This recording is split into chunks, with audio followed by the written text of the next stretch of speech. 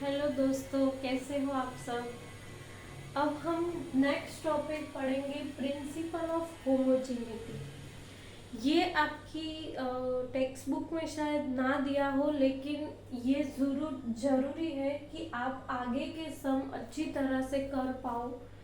तो सिर्फ छोटा सा प्रिंसिपल है, लेकिन वो बहुत काम आएगा आपके। तो प्रिंसिपल ऑफ होमोजेनिटी ये क्या है। तो होमोजेनिटी का प्रिंसिपल हमें बताता है कि कोई भी इक्वेशन हो उसको ऐड या सब्ट्रैक्ट तभी किया जा सकता है कि जब दोनों जिस क्वांटिटी को हम ऐड कर रहे हैं और सब्ट्रैक्ट कर रहे हैं वो दोनों उसका डायमेंशन फॉर्मूला सेम हो। अब आपको पता ही है कि फिजिक्स में कोई भी चीज़ हमको बिना एग्जाम्पल के समझ में नहीं आती।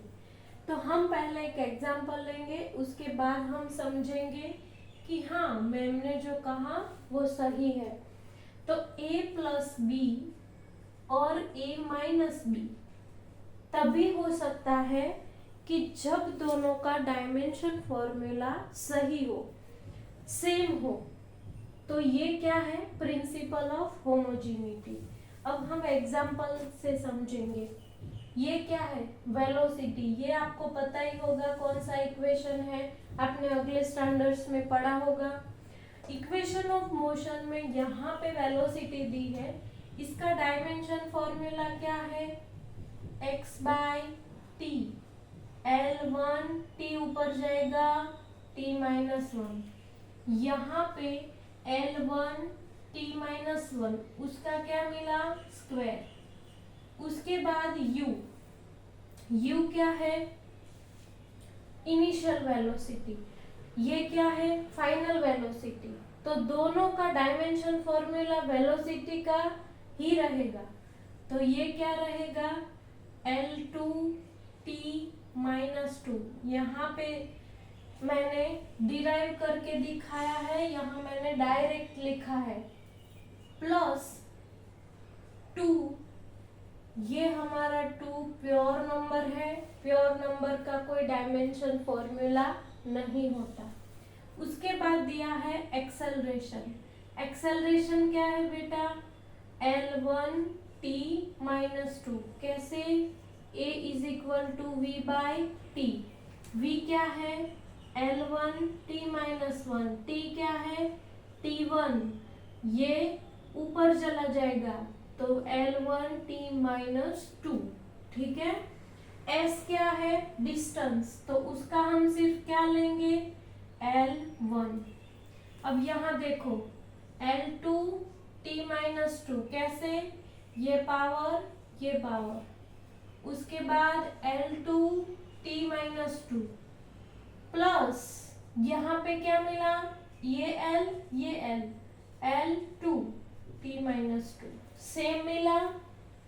क्योंकि ये सेम मिला है तभी हमने इसको ऐड किया है और ये इक्वेशन बनाया है। अगर ये डायमेंशन फॉर्मूला सेम नहीं होता तो हम इस इक्वेशन में यहाँ प्लस कभी नहीं लिख सकते थे। तो यहाँ पे ये यूनिवर्सल है, यहाँ पे प्लस ही आता है।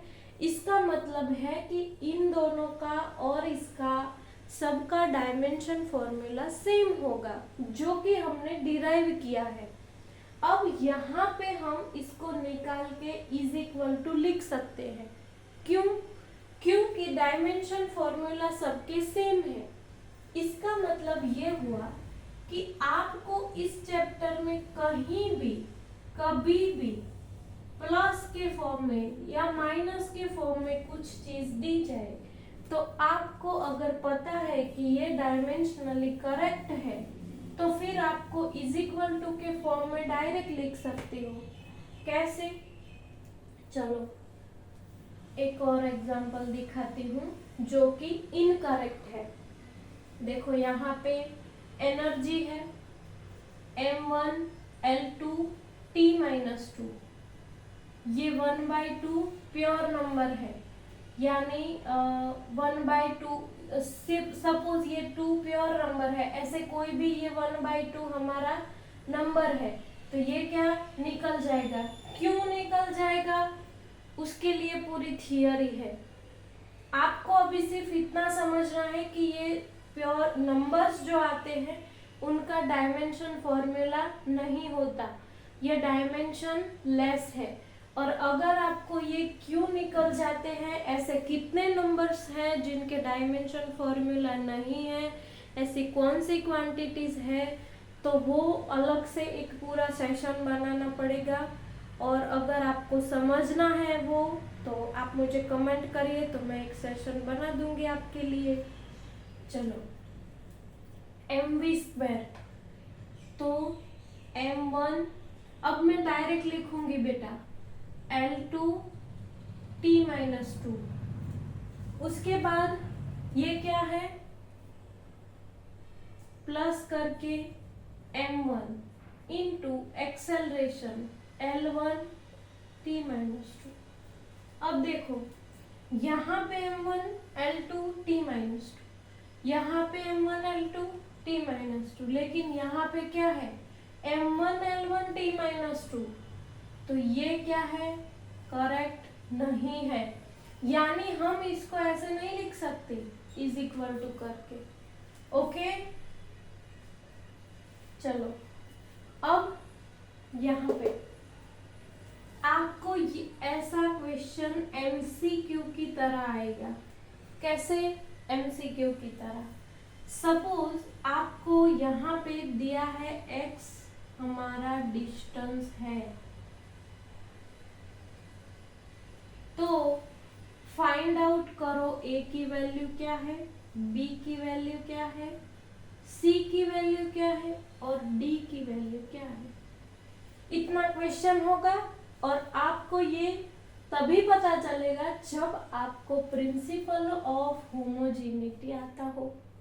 प्रिंसिपल ऑफ होमोजेनिटी क्या कहता है कि दोनों इक्वेशन जब डायमेंशनली करेक्ट हो तब बीच में अगर प्लस दिया हो तो हम इज इक्वल टू डाल सकते हैं। तो ये क्या है, x is equal to a, x is equal to bt, x is equal to ct², x is equal to dt³। अब मिल जाएगी abc की value.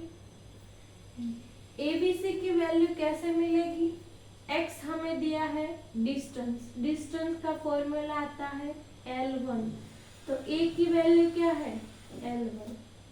x is equal to bt, तो bt is equal to x, तो b is equal to x/t। x क्या दिया है L1, t नीचे है t-1, तो b की वैल्यू क्या मिली L1 t-1। c t² is equal to x, तो c is equal to x/t²। Equation क्या मिला L1 t-2, ये किसकी वैल्यू है c की।